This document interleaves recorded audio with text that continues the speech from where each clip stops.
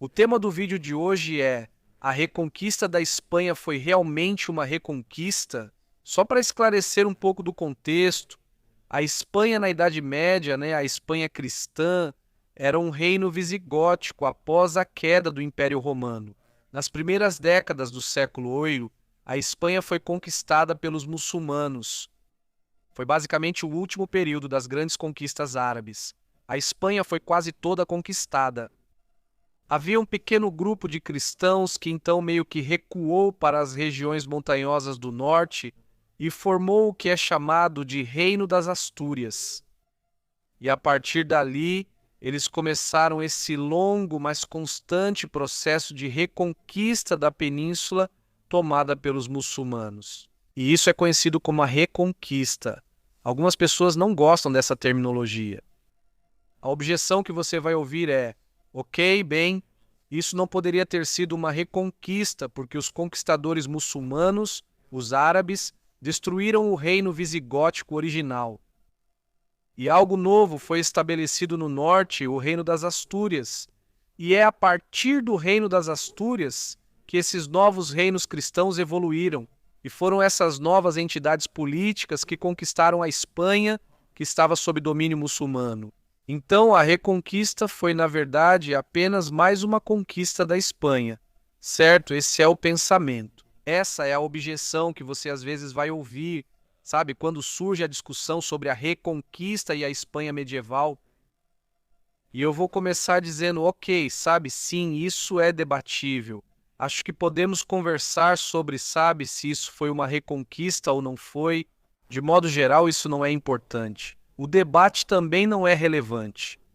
Porque quando você está olhando para a história, quando você está tentando entender o mundo medieval, o que você está fazendo é dar uma olhada nos povos, nas sociedades, nos reinos que dominaram o período e está tentando entender a perspectiva deles. E temos que admitir que desde muito cedo, os cristãos da Espanha tinham esse conceito. Eles entendiam que estavam engajados em uma reconquista. Se olharmos para as crônicas, documentos criados pelos cristãos espanhóis medievais, é disso que eles falam, eles realmente falam sobre isso. E quando chegamos ao século IX, temos alguns dos nossos materiais de fonte mais antigos, essa crônica de Afonso III. Afonso III das Astúrias foi um governante importante de um desses primeiros reinos cristãos. E essa crônica que temos definitivamente inclui a linguagem de reconquista, esse conceito de reconquista. E novamente, você sabe, você encontra isso em toda a história. Agora, se vocês quiserem ler algum material de fonte primária, apenas algum material de fácil acesso, da perspectiva cristã e da perspectiva muçulmana, durante esse período, sabe, o período inicial da Reconquista, há alguns exemplos neste livro aqui. Este aqui está amplamente disponível. Vocês podem conseguir por um preço baixo na Amazon. Tenho certeza de que é usado como livro didático em, cursos universitários que tratam da Espanha medieval, mas se chama Ibéria Medieval. Leituras de fontes cristãs, muçulmanas e judaicas. Tem um trecho da crônica de Afonso III aqui na página 39. Existem outros materiais semelhantes lá, incluindo fontes primárias de todo o período da Reconquista para vocês conferirem. Há outras opções disponíveis. Existem ótimas coleções de fontes. Vou adicionar mais algumas na descrição abaixo. Mas é isso, temos que, reconhecer que esse é o ponto de vista. Essa é a perspectiva que os cristãos tinham. Então, se quisermos entender, esse período, se quisermos entender a perspectiva cristã, precisamos reconhecer o fato de que eles viam o que estavam fazendo como essa reconquista. E eles mantiveram essa ideia por muito tempo. Na verdade, é impressionante como esse conceito foi duradouro. Agora, isso não significa que esse era o único conflito acontecendo na Espanha medieval. A guerra entre cristãos e muçulmanos não era a única coisa acontecendo. Os reinos cristãos competiam entre si e, às vezes, lutavam uns contra os outros. Os vários poderes muçulmanos também lutavam entre si, mesmo quando todo o território muçulmano estava sob um único governo. Mesmo quando o emir de Córdoba governava tudo, ou o califa de Córdoba governava tudo, ainda havia conflitos internos. existiam facções. Houve guerra civil. Tivemos algo chamado a Grande Revolta Berbere, que aconteceu não muito tempo depois da conquista muçulmana inicial da Espanha. Os berberes, que foram um dos principais grupos que ajudaram os árabes a conquistar a Espanha, sempre foram meio que tratados como, você sabe, uma aristocracia guerreira de segunda categoria. Os árabes meio que reservavam os cargos mais altos para si mesmos. E eu estou simplificando a política. Isso é complicado, né? Há muitos conflitos internos, tribais e de facções. Mas só para simplificar, o que acontecia era que a elite árabe, a nata da sociedade, meio que excluía a elite berbere, que era mais numerosa, colocando-os numa posição de segunda categoria. E em certo momento, bem no início, na verdade, os berberes se revoltaram contra isso e tentaram derrubar os árabes. Então, essa foi a grande revolta berbere. Temos todo tipo de coisa assim. Então, todo tipo de conflito estava acontecendo, sabe, dentro dos territórios cristãos, dentro dos territórios muçulmanos. Também havia alianças entre grupos de religiões diferentes. Sabe, nós temos, por exemplo, El Cid. Em certo momento, ele, junto com o rei de Castela, foi defender um território muçulmano, Zaragoza, do rei cristão de Aragão, porque Zaragoza pagava tributo ao rei de Castela. Então os castelhanos estavam lutando com os aragoneses por causa de quem iria receber o tributo dessa cidade muçulmana rica. Essas situações continuavam e havia vários conflitos internos.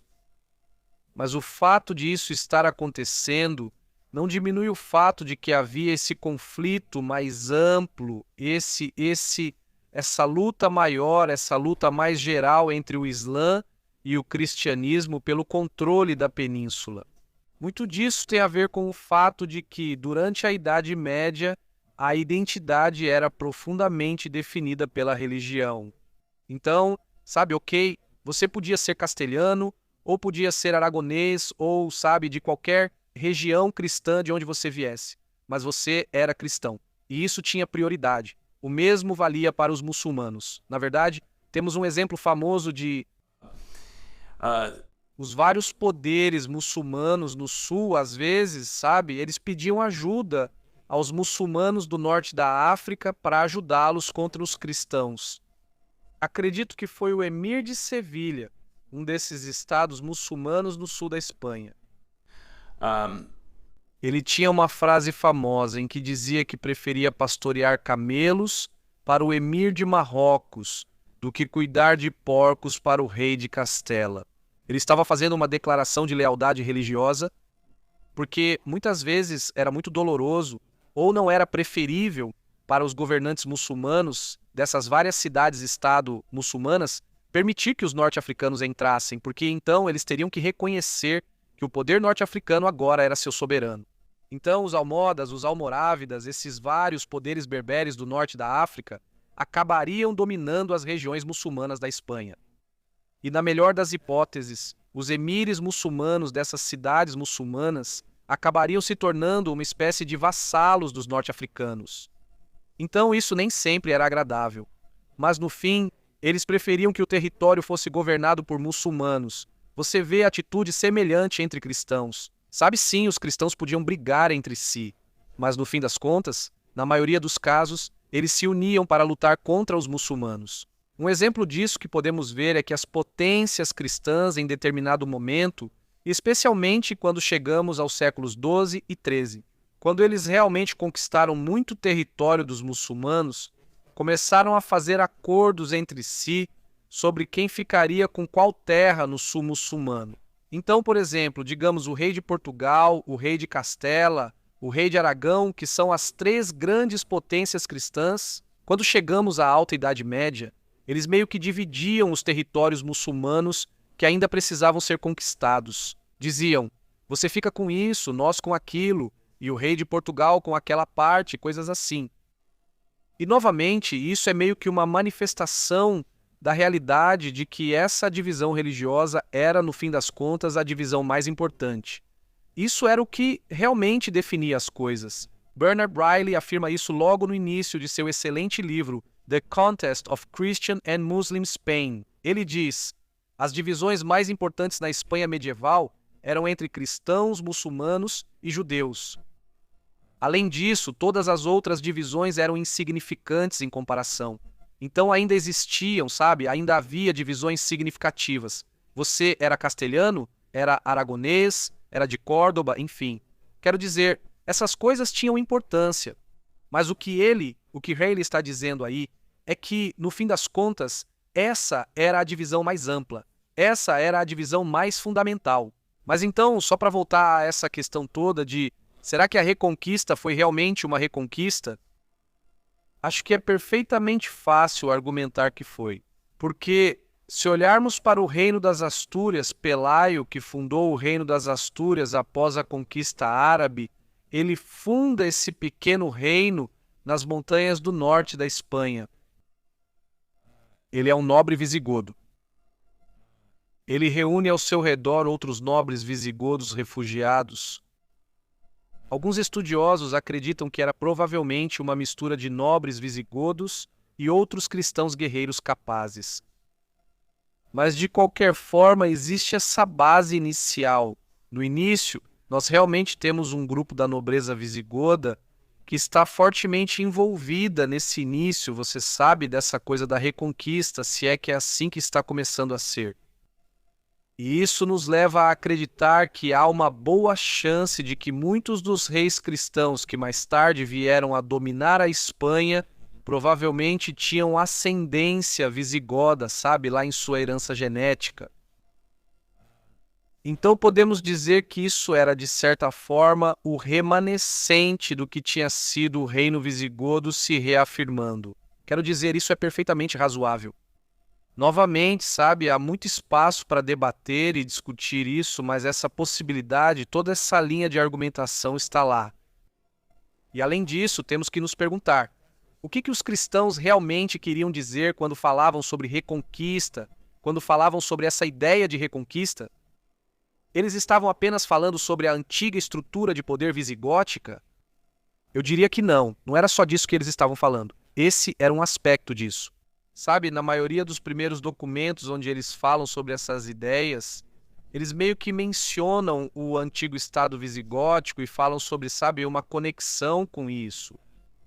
O Código de Leis Visigótico seguiu importante para os cristãos por séculos após a conquista árabe. Mas, na verdade, o que isso significava para eles era religião. O grande problema deles com os conquistadores muçulmanos era o fato de que eles não eram cristãos. Isso foi, sabe, numa época em que a religião era um elemento crucial para a identidade de uma pessoa. O fato de que esse poder não cristão havia chegado e conquistado esse território, eles viam isso de uma forma quase bíblica. Na verdade, a linguagem que eles usam termos como ismaelitas, sarracenos, esses termos bíblicos que remetem à ideia dos israelitas. Lutando contra algumas, você sabe, pessoas amaldiçoadas, ou pessoas que não contavam com o favor de Deus, lutando contra elas. Essas batalhas do Antigo Testamento fundamentaram muitas ideias de guerra santa dos cristãos na Idade Média. Então foi assim que eles perceberam a conquista árabe. O grande problema com essa nova elite dominante que controlava a península era que eles não eram cristãos. Então a reconquista era a ideia de restaurar a ordem cristã. Então, se era ou não realmente o antigo regime visigótico, isso não era tão importante para eles. Para eles, tratava-se da reconquista cristã. Então, desse ponto de vista, sabe, novamente, muito disso é uma questão de perspectiva. Acho que podemos ver facilmente que a reconquista foi realmente uma reconquista. Para resumir aqui, a reconquista da Espanha foi realmente uma reconquista? Acho que o importante é que, do ponto de vista dos cristãos, certamente foi. E se você quer entender esse período, se está estudando esse período, você realmente precisa levar isso em consideração. E é por isso que o conceito de reconquista é um quadro interpretativo e uma abordagem muito válidos ao estudar a história da Espanha medieval. Um aspecto disso, certo? É um aspecto, mas é um aspecto muito importante e é algo que realmente precisa ser compreendido. Se você ignorar isso ou tentar fingir que não existe, acho que vai acabar perdendo muitos aspectos cruciais de todo o período e vai ter que ignorar muita coisa. Você vai realmente ter que interpretar as fontes e ignorar muita coisa no material de origem. porque era assim que isso era entendido pelas pessoas envolvidas. Então tem isso. Espero que vocês tenham gostado do vídeo. Só um anúncio rápido. Na verdade, ele estou fazendo uma parceria no Real Crusades History com alguém que trabalha com animação, que manda muito bem na parte visual, um cara que tem fornecido algumas imagens de videogame para mim, Alexander Knight. Ele me disse recentemente: "Ei, eu sei que você tem vontade de colocar mais mapas animados nos seus vídeos. Se você quiser fazer isso, eu posso fazer para você." E eu disse: "Sabe, eu realmente quero fazer isso. De certa forma, eu estava temendo ter que aprender o software para fazer isso. Eu não sou muito, sabe, do tipo animador nesse sentido. Então, sim, eu adoraria que você fizesse isso. Na verdade, aqui vai uma ideia. E se nós colaborássemos e você criasse toda a apresentação visual, você poderia, sabe, fazer isso. E aí eu poderia, sabe, continuar fazendo a pesquisa, a narração e esse tipo de coisa. Vamos tentar isso. Vamos colaborar em alguns vídeos desse jeito." E ele disse: "Sim, ótimo. Então vamos ver como isso vai ser." Sabe, Alexander é um cara ótimo. Ele é muito talentoso. Alexander Knight vai me ajudar com vídeos. Dei um oi para ele. E ele também pediu que eu perguntasse para alguns de vocês que tipo de visuais vocês gostariam de ver, coisas que vocês acham que seriam úteis. Avisem ele nos comentários. Se cuidem, falo com vocês em breve.